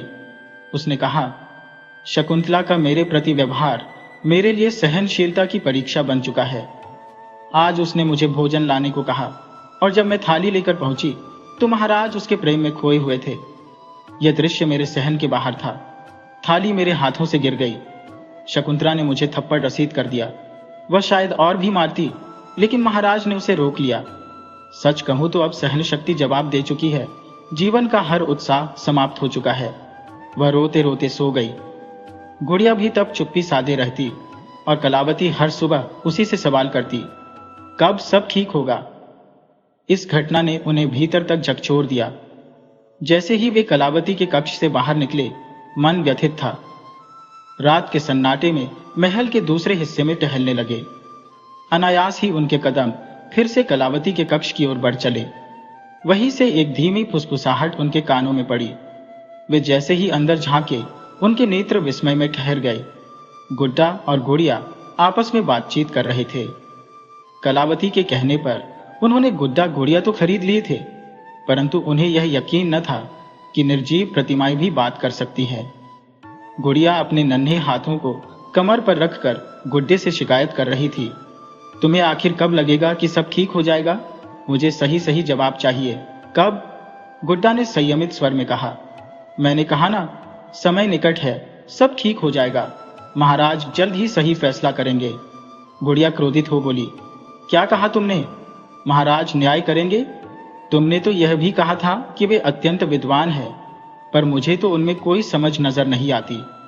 यदि उनमें थोड़ी भी समझ होती तो शकुंतला के दुष्ट इरादे भांप जाते और कलावती की सच्चाई पर गौर करते। उनके लिए न्याय का अर्थ बस नाम का रह गया है। गुड्डा सहमति में सिर हिलाते हुए बोला, तुम ठीक कह रही हो, लेकिन सोचो। शकुंतला ने छल पूर्वक महाराज के विश्वास को चकमा दिया। महाराज को वास्तविकता दिखी होती तो संभवतः वे सही न्याय कर पाते। गुड़िया पुनः तीखे स्वर में बोली, यदि वे सचमुच न्यायप्रिय होते तो कलावती के श्रम और उसके सत्य को समझते। महाराज को हकीकत परखनी चाहिए थी, पर सच कहूं तो सभी पुरुष एक जैसे होते हैं। अब अगर तू इस निर्दयी राजा का समर्थन करेगी तो मैं तुझे छोड़कर चली जाऊंगी, गुड़िया ने कठोरता से कहा। गुड्डा ने मुस्कुराते हुए जवाब दिया, मुझे छोड़ने की बात कह रही हो और यहां कलावती के पास आने को तड़प रही थी। क्या सच में तुम इसे छोड़कर जा पाओगी? ये कहते हुए गुड़िया धीरे से कलावती के पास चली गई। उसके बालों पर हाथ फेरते हुए सांत्वना दी, घबराओ मत मेरी बच्ची, सब कुछ ठीक हो जाएगा। नींद में ही कलावती ने उसका हाथ पकड़ लिया और उसके चेहरे पर हल्की मुस्कान उभर आई। अगले दिन महाराज ने दरबार में कलावती और शकुंतला को बुलाया। उन्होंने कलावती से अपनी हथेलियां दिखाने को कहा। सच में कलावती की उंगलियों पर कई सुइयों के चुभने के गहरे निशान थे। फिर उन्होंने शकुंतला से भी अपनी हथेली दिखाने को कहा, पर उसके हाथों पर ऐसा कोई निशान न था। महाराज ने कड़े स्वर में पूछा, सच बताओ, ये क्या मामला है? शकुंतला भयभीत हो गई और सारा सच उगल दिया। कलावती को उसका न्याय मिला और महाराज ने उसे अपनी महारानी घोषित कर दिया। शकुंतला को उसकी करतूतों की सजा देने का आदेश दिया गया था, लेकिन कलावती के कहने पर उसे माफ कर दिया गया। परंतु महाराज ने शकुंतला से सभी संबंध तोड़ दिए। कुछ दिनों बाद राज्यसभा में बैठी कलावती के समक्ष संदेश आया कि उसके माता पिता आकर उससे मिलना चाहते हैं। महारानी की आज्ञा मिलते ही जैसे ही वे कक्ष में प्रविष्ट हुए, कलावती अपनी सिंहासन से उतरकर दौड़ते हुए उनसे लिपट गई। पिताश्री, माताश्री। उन दोनों से मिलकर कलावती की आंखें खुशी से छलक उठी। सेठ जी ने बताया, हमने तुम्हें खोजने का बहुत प्रयास किया, पर तुम जैसे किसी जादुई महल में गुम हो गई थी। हमें लगा शायद हम फिर कभी तुमसे नहीं मिल पाएंगे। जब महाराज गुड़िया का जोड़ा लेकर चले गए, तब तुम्हारी माँ तो खाट पकड़कर बैठ गई। मैंने तय किया कि महाराज से मिलकर अपने संतान को फिर से पाने का निवेदन करूंगा। जहाज तैयार करवाने और यहां तक पहुंचने में हमें कुछ समय लग गया, पर अब देखो, हम तुम्हारे पास हैं। राजा, रानी और सेठ सेठानी को उनकी खोई हुई बेटी फिर मिल चुकी थी। सभी एक दूसरे से मिलकर अभिभूत थे। राजा ने भी सेठ सेठानी को अपनी महारानी के संग महल में रहने का आग्रह किया। इस प्रकार राजा को अपनी प्रिय पत्नी मिली और सेठ सेठानी को उनकी संतान, जो अब उनके साथ थी।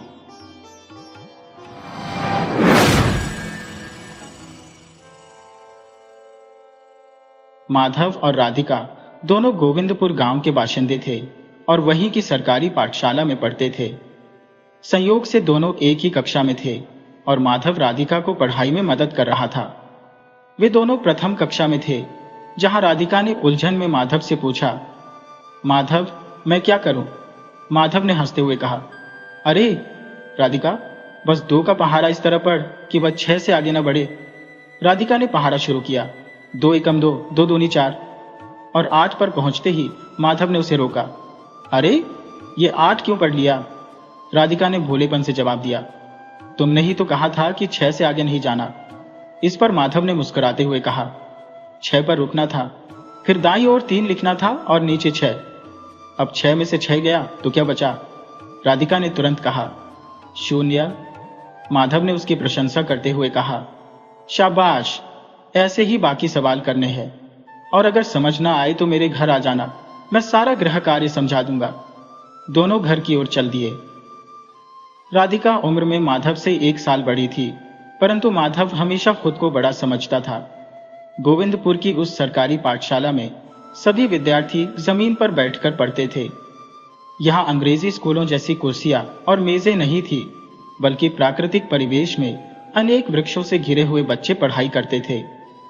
इन वृक्षों के नाम और उनकी पत्तियों की पहचान करना बच्चों को अच्छी तरह आता था, और वे नाम देखकर ही पहचान लेते थे कि कौन सा पेड़ कौन सा है। शहरी बच्चे शायद ही आम के पेड़ को असलियत में देख पाते हो, क्योंकि उनके लिए आम का पेड़ किताबों में एक तस्वीर मात्र होता है। लेकिन राधिका और माधव के घर पास पास थे, और ये दोनों बचपन के अभिन्न साथी थे। माधव का जन्म ठाकुर परिवार में हुआ था, वहीं राधिका जाटव जाति से थी। माधव का रंग सांवला था, जबकि राधिका का रंग गोरा था। बचपन से ही दोनों का साथ कुछ ऐसा था कि उनके दोस्त बनने का एक विशेष क्षण बताना कठिन है, जैसे वे सदा से साथ थे।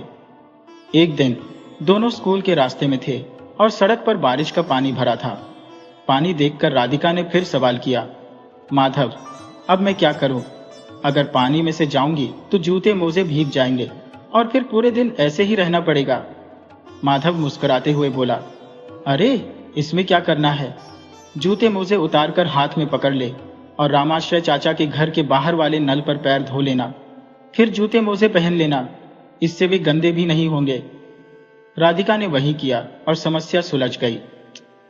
राधिका के लिए जैसे हर समस्या का समाधान माधव ही था। चोट लगने पर या किसी उलझन में उसकी जुबान पर एक ही सवाल होता, माधव, मैं क्या करूं? समय बीतता गया और राधिका बड़ी हो गई। अब घर के काम भी सीखने लगी थी। एक बार जब वह रोटी बना रही थी तो रोटी तवे पर जलकर चिपक गई। उसने अपनी आदत से मजबूर होकर फिर से कहा, माधव, अब मैं क्या करूं?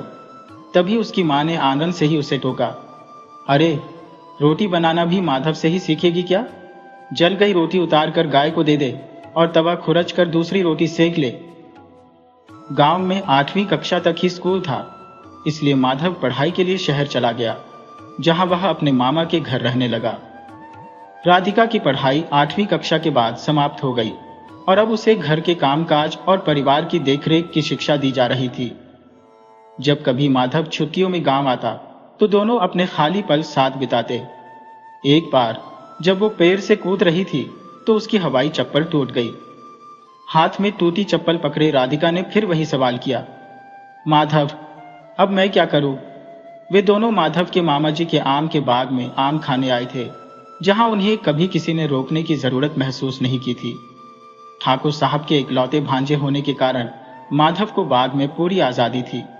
ठाकुर साहब, जो इस छोटे से आम के बाग और थोड़ी सी खेती के मालिक थे, ने अपनी जमीन को पट्टे पर दे रखा था। उनकी बहन और उनके बेटे माधव से उन्हें गहरा स्नेह था। उनकी अपनी 2 बेटियां थी, जो उम्र में माधव से बड़ी थी और उसे सगे भाई जैसा मानती थी। माधव के पिता के निधन के बाद वह अपने बड़े मामा के साथ रहने लगा था। छोटे मामा शहर में कामकाज करते थे और खेती से दूर थे, इसलिए अपनी जमीन भी उन्होंने किराए पर दे रखी थी। माधव ने राधिका की टूटी चप्पल को ध्यान से देखा और कहा, ठहर, इसे ठीक करता हूं। बिना चप्पल के पैरों में कांटे चुभ सकते थे, जो उन्हें घायल कर देते। माधव ने अपनी जेब से रुमाल निकाला, उसे चप्पल के तले में एक छेद में डाला और एक सिरा ऊपर बांध दिया, जबकि दूसरा सिरा तले के साथ कसकर गांठ दी। मुस्कुराते हुए बोला, लो, अब काम चलाओ चप्पल बन गई तुम्हारी। राधिका ने हंसते हुए कहा, वाह माधव, तू तो शहर जाकर बड़ा सयाना हो गया है। माधव मुस्कुराते हुए बोला, अरे चल झूठी, मैं तो हमेशा से ही समझदार था। तू ही है जो हर बात पर माधव मैं क्या करूं, कराग अलापति रहती है। ये सुनकर दोनों हंस पड़े। कुछ दिनों बाद माधव अपनी छुट्टियां बिताकर फिर से पढ़ाई के लिए शहर लौट गया। इस बार राधिका का विवाह नजदीकी गांव के एक संपन्न परिवार के सबसे बड़े बेटे के साथ तय कर दिया गया था। उसका नाम जीवन था, जो उम्र में राधिका से 10 साल बड़ा था और शहर में जूतों की दुकान का मालिक था।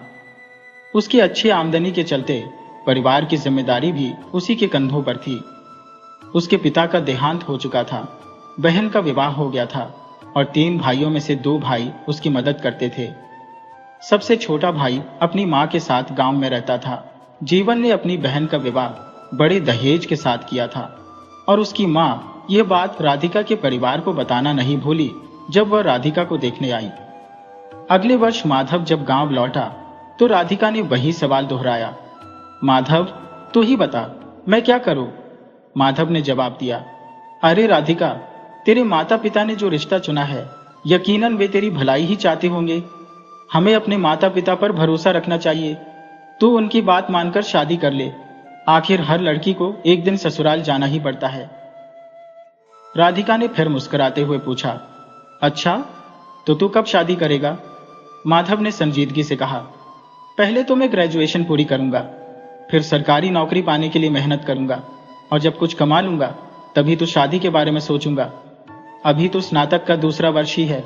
मुझसे विवाह कर ले, मैं तेरे ससुराल आऊंगा तुझसे मिलने, और यदि विवाह में ना आ सका तो उस समय तेरे पास पहुंचूंगा, क्योंकि मेरी परीक्षा भी उसी समय होगी।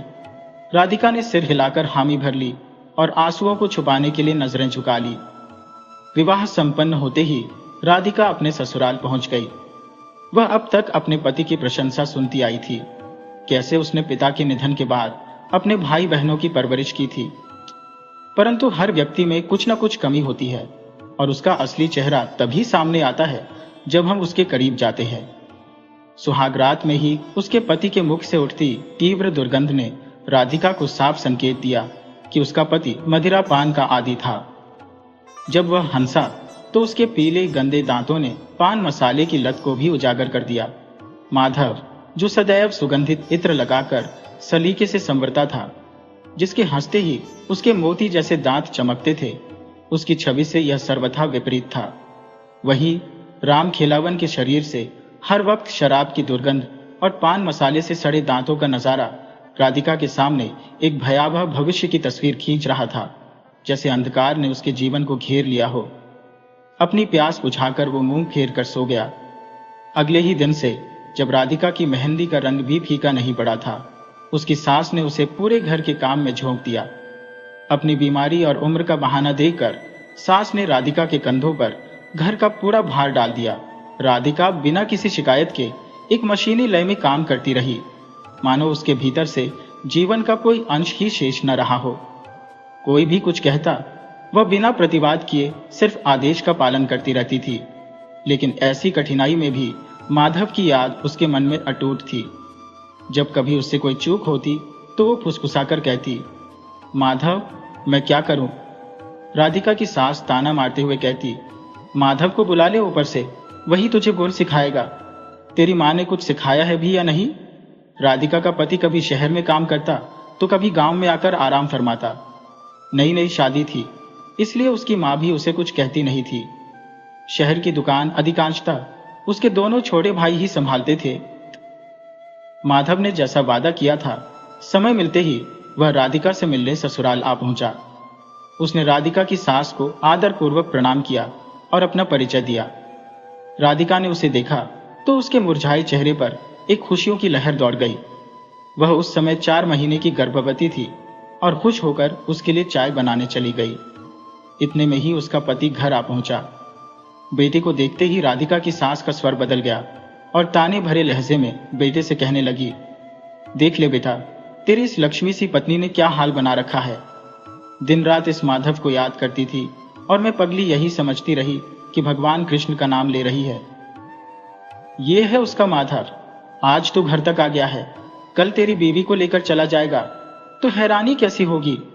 ये सुनकर माधव स्तब्ध रह गया। उसने विनम्रता से कहा, माँ जी, आप क्या कह रही है? ऐसा कुछ भी नहीं है, मैं तो बस राधिका का। माधव ने अपनी मजबूरी का इजहार करते हुए कहा, मुझे अफसोस है कि शादी में नहीं आ सका, इसलिए उपहार देने आया हूँ। राधिका के चरित्र पर मैं शपथ लेकर कह सकता हूँ कि उसमें कोई खोट नहीं है, हमारे बीच कोई अनुचित संबंध नहीं है।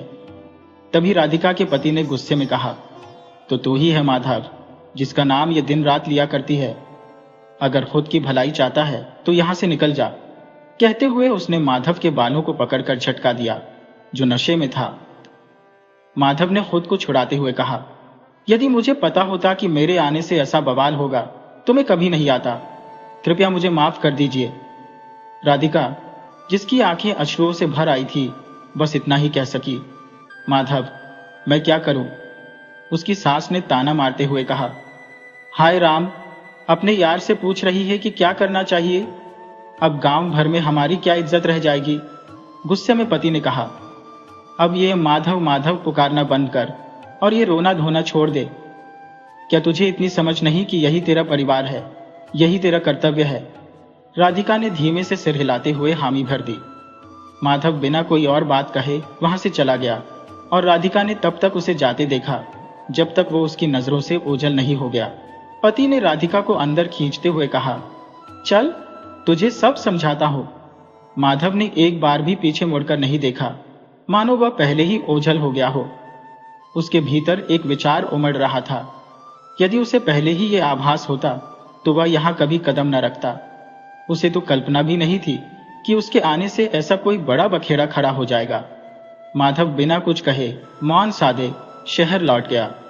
राधिका के लिए उस दिन से जो विशेष आवभगत का सिलसिला आरंभ हुआ, वह अब नित्य का नियम बन गया। राधिका को कभी मूर्ख तो कभी चरित्रहीन, कभी अज्ञानी और कभी पागल करार दिया गया। लोग उसकी खिल्ली उड़ाने में कोई कसर नहीं छोड़ते, परंतु माधव की यादें उसकी जुबान से दूर नहीं जा सकी। उसकी सास, जो माधव के नाम का अर्थ उसकी जुबान पर लाती थी, जैसे ही किसी बात का इल्म होता, अपनी बहू पर अपशब्दों की वर्षा करने लगती। पति भी इस कदर रुष्ट होता कि राधिका पर ताने कसता, मानो वो उसकी दोषी हो। कृष्ण का पर्यायवाची शब्द माधव अब उनकी शब्दावली से मिट चुका था। अब माधव का बस एक ही मतलब था, राधिका का यार। इस दौरान राधिका 2 बच्चों की मां बन चुकी थी। समय अपनी रफ्तार से गुजर रहा था। जैसे जैसे बच्चे बड़े होते गए, अपने पिता और दादी से वही कटु शब्द सुनते और बिना समझे बूझे उन्हें दोहराने लगे। राधिका की दृष्टि में वह स्वयं एक निरीह प्राणी थी, जबकि दूसरों की निगाह में एक अदूरदर्शी स्त्री मात्र। उसके पति और ससुराल वाले उसे कभी समझ ही नहीं सके, मानो वह बोझ हो जिसे विवश होकर वहन करना पड़ रहा हो। अगर कोई और होता तो उसे कब का घर से बाहर कर देता। यह कहने से वे पीछे नहीं हटते। राधिका बिना कोई शिकवा किए अपने कर्तव्यों का पालन करती रही। बच्चों पर कभी हाथ ना उठाया और न कभी कठोरता दिखाई। विवाह के कुछ वर्ष पश्चात उसकी मां का निधन हो गया और तब से राधिका ने मायके की ओर कदम नहीं रखा। पति के दोनों भाई अब शहर में बस चुके थे और सबसे छोटा भाई सब्जी की ठेली लगाने लगा था। राम खेलावन मां की देखभाल के लिए गांव में ही रुक गया, जहां उसने खेतों में मजदूरी की और ईंट के भट्टों पर काम किया। धीरे धीरे उसे मनरेगा के तहत सरकारी काम भी मिलने लगा, जिससे उसकी आमदनी ठीक ठाक हो गई। इसी बीच गांव की एक विधवा से राम खेलावन को प्रेम हो गया और उसने उसे अपने घर में जगह दे दी। अब राम खेलावन को राधिका की जरूरत नहीं रही। विधवा जवान और सुंदर थी और राम खेलावन को अपने वश में करने के सारे गुण जानती थी। राधिका ने कभी विरोध नहीं किया, बस अपने दायित्व निभाती रही, मानो वह एक मशीन हो। फिर भी एक दिन आधी रात को राम खेलावन ने उसे बेरहमी से पीटकर घर से निकाल दिया। राधिका के रोते रोते मुंह से एक ही बात निकलती रही, माधव, मैं क्या करूं? यह जुमला वो बार बार दोहराती रही, जिसने उसके जीवन को उलझन और संताप से भर दिया था। परंतु यदि माधव कभी उससे न मिला होता या वह उस जुमले का सहारा न लेती, तो क्या उसका जीवन सुखमय हो सकता था? क्या उस पर कोई दयालुता दिखाता? राधिका बेबस होकर गांव दर गांव भटकती रही। कभी किसी ने कुछ दे दिया तो खा लिया, अन्यथा पानी पीकर दिन काट दिए। पैरों की डालियां पकड़े वह बचपन की तरह झूमती, ठोकर खाती, गिरती, पर मुस्कुराती और कहती, माधव, मैं क्या करूं? यही उसका सहारा था और इसी के साथ वह एक फकीर की भांति जीवन को जीती रही। हमारे देश की जीवनदायिनी नदियां ऐसे फकीरों को मुफ्त में जल प्रदान करती ही हैं, और वही जल उसके अस्तित्व को साधे हुए था। गांव के नन्हे बच्चे कभी राधिका पर पत्थर उछालते, कभी उसका मजाक उड़ाते हुए उसके पीछे चलते। वहां उनके संग हंसती, उछलती कूदती, पर फिर अचानक उसका चेहरा उदासी में डूब जाता और वह अपना वही पुराना जुमला दोहराने लगती, माधव मैं क्या करूं। महीनों की पैदल यात्रा के बाद वह एक छोटे से गांव महेवा में जा पहुंची, जो जमुना नदी के किनारे बसा था। गांव के डाकखाने में बड़े बाबू अपने कमरे में दिन भर का काम समेट रहे थे, जब बाहर की हलचल ने उनका ध्यान खींचा। उन्होंने अपने चपरासी हरिया से पूछा, बाहर क्या हो रहा है? हरिया ने कहा, बड़े बाबू, एक पगली न जाने कहां से आई है। बच्चे उसका मजाक उड़ा रहे हैं और उस पर पत्थर फेंक रहे हैं। बेचारी को एक पत्थर लग भी गया है। कुछ लोग बच्चों को डांटकर भगा रहे हैं। बड़े बाबू ने कहा, अच्छा, बच्चों की शरारत का कोई ठिकाना नहीं। उस औरत का नाम मालूम हुआ? हरिया बोला, नहीं बड़े बाबू, कोई नहीं जानता वह कौन है या कहां से आई है। बस बार बार यही कहती रहती है, माधव मैं क्या करूं। इसीलिए सबने उसे माधव कहना शुरू कर दिया है। ये सुनते ही बड़े बाबू की हालत बिगड़ गई और वह कुर्सी पर ढह गए। हरिया घबराते हुए उनके पास दौड़ा और सहारा देकर उन्हें संभालने की कोशिश की। कुछ देर बाद बड़े बाबू ने अपने होश संभाले और तभी उन्हें खिड़की के बाहर से वही दुख भरी आवाज सुनाई दी, माधव मैं क्या करूं। वह तेजी से बाहर की ओर भागे और जैसा उन्होंने सोचा था वही दृश्य उनके सामने था। चबूतरे के कोने पर सहमी हुई राधिका बैठी थी और बच्चे उस पर कंकड़ उछाल रहे थे। वह अपना वही जुमला दोहरा रही थी जो बचपन से उसके लबों पर ठहरा था। उसकी उम्र 40-42 के करीब होगी, मगर समय और हालात ने उसे ऐसा बना दिया था कि वह 60 की दिखाई पड़ रही थी। बच्चों को वहां से भगाकर बड़े बाबू, जिन्हें अब सब माधव कहने लगे थे, राधिका के पास पहुंचे। बड़े बाबू और कोई नहीं बल्कि स्वयं माधव ही थे। राधिका ने उसे तुरंत पहचान लिया और होन से सने चेहरे पर हल्की सी मुस्कान बिखर गई। बोली, माधव मैं क्या करूं। बड़े बाबू यानी माधव ने भर्राई आवाज में कहा, राधिका ये क्या हाल बना रखा है, चल मेरे साथ। हे भगवान, इस मासूम से ऐसी कौन सी गलती हुई थी जिसकी इतनी सख्त सजा दी गई। माधव खुद को कोसते हुए बुदबुदाया, गलती मेरी थी जो तुझे उस घर में भेजा। काश मैं न जाता तो शायद तेरे ससुराल वालों के मन में शक का बीज नहीं पनपता और तुझे ये दिन न देखना पड़ता। माधव ने रास्ते में उसकी मरहम पट्टी कराई और फिर राधिका को लेकर अपने घर पहुंचा। उसका घर गांव में डाकखाने के नजदीक ही था। माधव के भी 2 बेटे थे। बड़ा बेटा स्कूल में पढ़ता था और छोटा 8वीं कक्षा में था। जब माधव की पत्नी रमा देवी ने राधिका को देखा तो उसका चेहरा मुरझा गया। उसे यह बिल्कुल भी मंजूर नहीं था कि एक बेसहारा महिला को उसके पति अपने घर ले आए। उसे यह ख्याल भी खलने लगा कि इतनी सीमित आमदनी में वह घर का खर्च कैसे चलाएगी और इस नए बोझ को क्यों संभालेगी। रमा देवी को राधिका की माधव मैं क्या करूं कि रट भी बेहद खटकती। धीरे धीरे रमा ने राधिका से घर के सारे काम करवाने शुरू कर दिए, मानो अब उसे एक बिन वेतन की नौकरानी मिल गई थी। राधिका भी बगैर किसी शिकायत के अपने सभी काम करती रही और जैसे ही माधव का चेहरा देखती उसकी आंखों में चमक आ जाती। माधव भी उसका हालचाल लेता और फिर अपने काम में मशगूल हो जाता। इसी बीच रमा देवी को अपने ससुराल के गांव से खबर मिली कि राधिका को उसके पति ने घर से इसलिए निकाला क्योंकि उन पर राधिका और माधव के बीच प्रेम संबंध का शक था। अब रमा का गुस्सा और भी भड़क उठा और वह अक्सर घर में इसी बात पर माधव से झगड़ने लगी। समाज में बदनामी का डर उसके दिलो दिमाग पर हावी हो गया और उसने गुस्से में अपनी चूड़ियां तोड़ दी, अपने ही चेहरे पर तमाचे जड़ दिए और चीखते हुए कहा, माधव तुम्हारी इन हरकतों का मेरे बच्चों पर क्या असर पड़ेगा।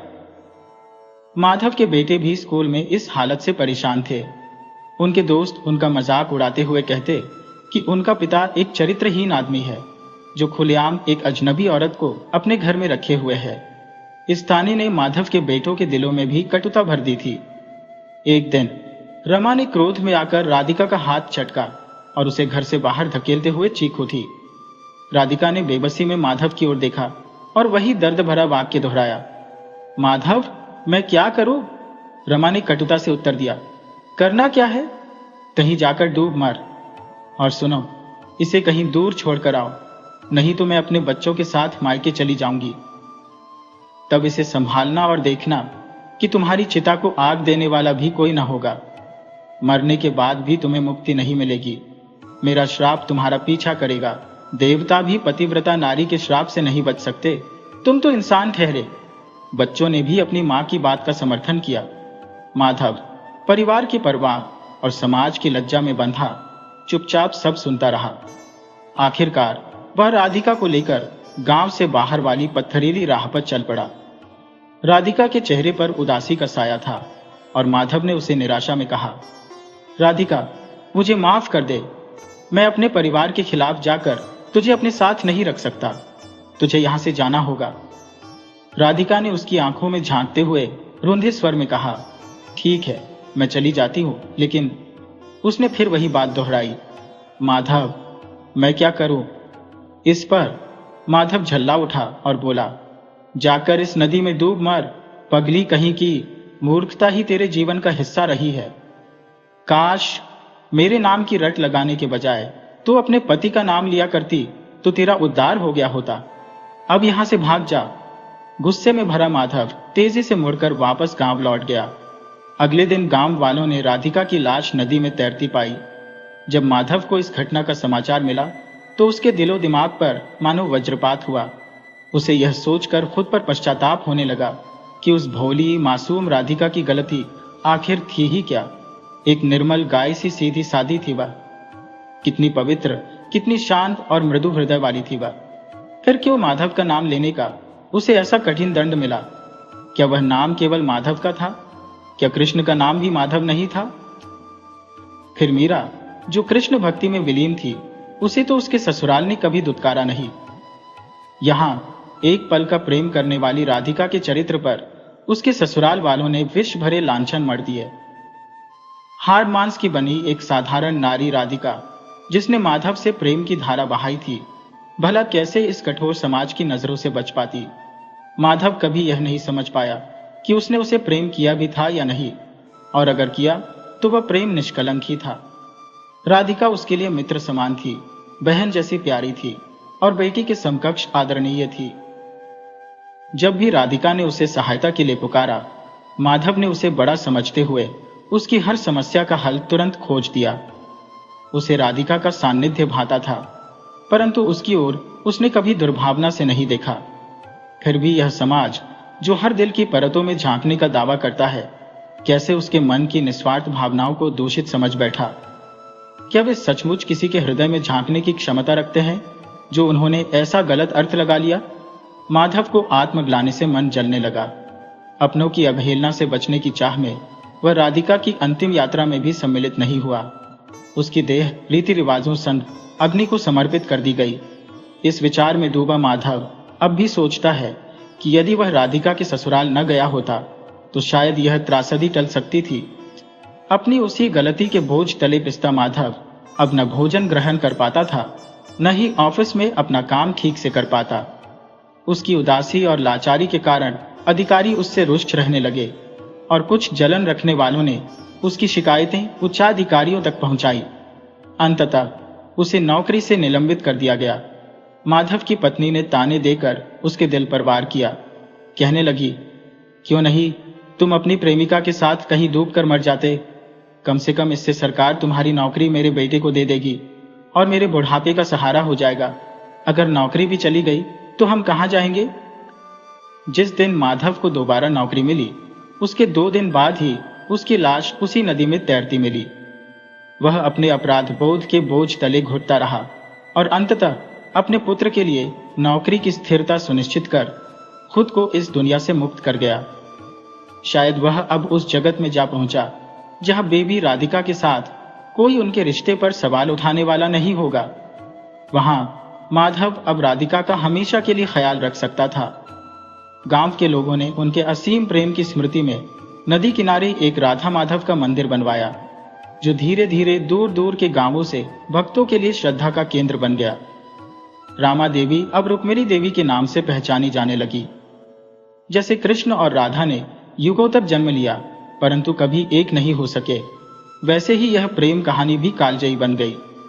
यह भी कृष्ण की कोई दिव्य लीला ही प्रतीत होती है, जहां माधव और राधिका की प्रतिमाएं नहीं बल्कि कृष्ण राधा की मूर्तियां स्थापित की गईं। जो पुत्र कभी अपने पिता से लज्जित थे वे अब उन्हें सम्मानित शब्दों से पुकारने लगे। ये कहानी राधा कृष्ण की महाकथा के समान अमर हो गई और रुक्मिणी देवी, जिन्हें समाज ने जीते जी रिश्ते पर कलंक का टीका लगाया था, स्वयं को इस पवित्रता से धन्य मानने लगी। मंदिर के बाहर एक पत्थर पर आज भी शब्द अंकित है, माधव मैं क्या करूं।